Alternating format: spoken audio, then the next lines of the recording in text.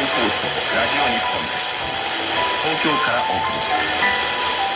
This is NHK World Radio Japan, Tokyo.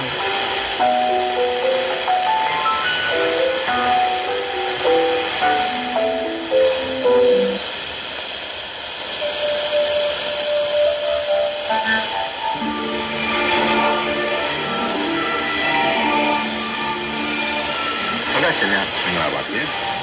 NHK World Japan ကမြန်မာဘာသာနဲ့တင်ဆက်နေပါလေဒီနေ့ရတဲ့ဒေတာကို NHK World Japan ကသတင်းနဲ့စီစဉ်နေထုတ်လွှင့်နေပါလေဂျပန်စံတော်ချိန်နဲ့9:30မိနစ်မြန်မာစံတော်ချိန်နဲ့9:00အချိန်မှာလိုင်းတို့13633 kHz ကနေပေါ်ပြီး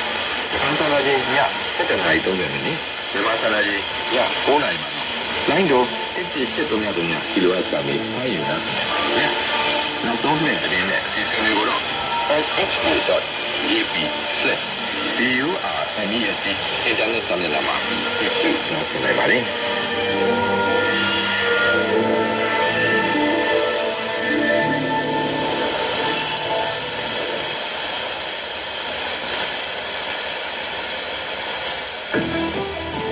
ီလိုပါတော့ကျွန်တော်